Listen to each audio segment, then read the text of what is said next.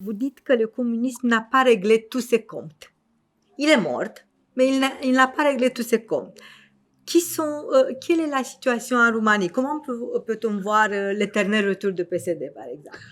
Bon, d'abord, le problème de la Roumanie est très particulier, parce que on en avait déjà parlé dans un précédent interview, je me souviens.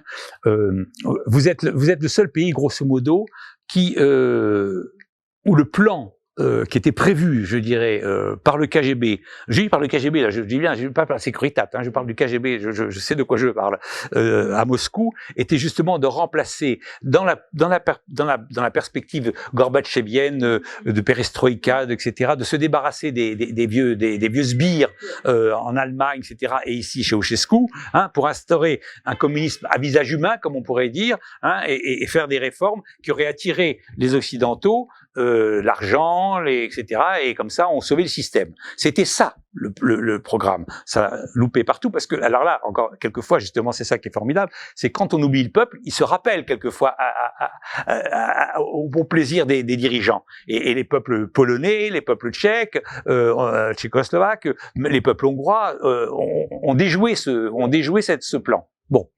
Sauf ici. Vous avez été, on vous a kidnappé, si je puis dire, votre révolution. Je dis pas qu'il n'y a pas eu le peuple, mais il y a des gens qui ont instrumentalisé cette révolution et qui ont réussi à la diriger, si je puis dire, selon leur objectif. À détourner, absolument. Ils l'ont capté à leurs intérêts. Bon, ils ont zigouillé Ceausescu, hein, bien, très bonne chose au demeurant. Enfin, peut-être pas dans les conditions où ça s'est passé. Moi, ça aurait été mieux qu'il soit vraiment jugé et pas bon. Mais enfin, en tout cas, bon. Et ils ont pris le pouvoir. Bon.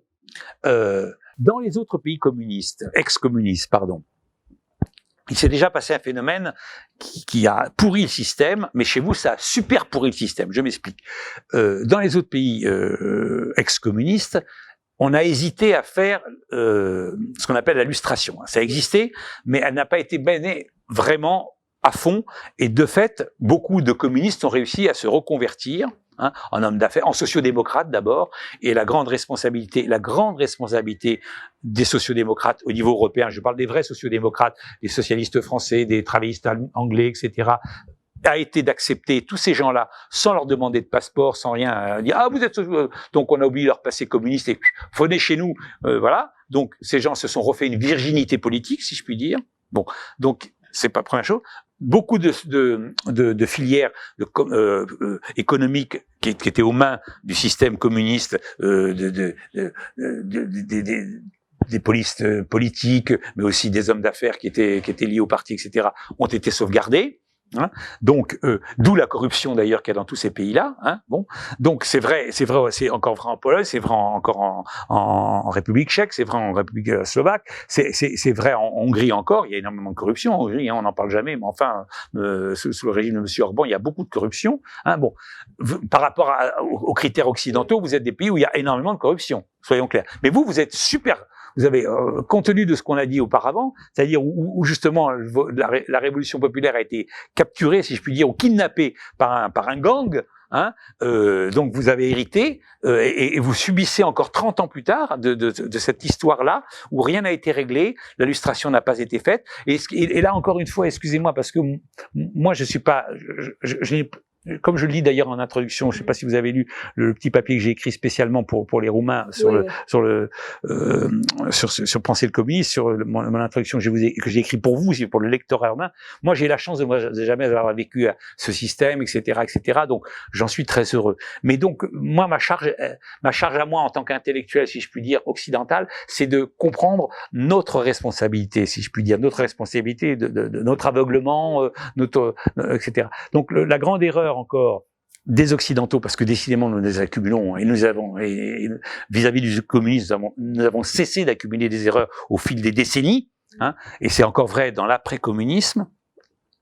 Notre grande erreur, c'est que nous n'avons pas insisté sur la lustration, justement, et si on se souvient même, parce que moi je m'en souviens très très bien, dans les années 90, ce qu'on disait, c'est une chasse aux sorcières. on parlait de chasse aux sorcières. Ouais, On disait Adam Michnik. Adam Michnik est un exemple de ça. Ouais. Pourtant, j'ai l'admiration pour Adam Michnik parce qu'il a joué son rôle incontestablement dans la prise de conscience des Polonais. Mais Adam Michnik, effectivement, a parlé de chasse aux sorcières et je trouve que c'est une erreur historique. Je dis bien historique qui a été faite parce qu'il fallait absolument, à ce moment-là, profiter de ce moment précis où le communisme avait chuté pour se débarrasser de toute cette technocratie, toute cette administration, etc.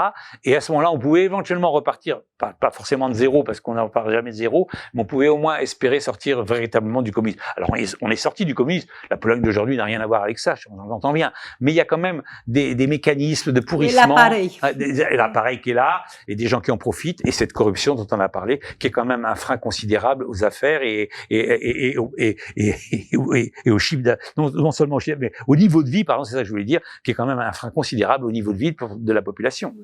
On dit que la guillotine est possible seule dans le moment de révolution. Je ne suis pas pour la guillotine, je ne vous cache pas. C'est une métaphore. Mais bien sûr. Mais c'est vrai qu'il fallait profiter de ce moment-là, en tout cas des 2 ans qui ont suivi cette chute du communisme, mais ça n'a pas été fait. Et justement, je me souviens mais il n'y a pas que Adam Michnik, en Occident aussi, il y avait des gens qui disaient comment cette chasse aux sorcières, et on comparait McCarthy, enfin bon, une incompréhension mais absolument totale du système.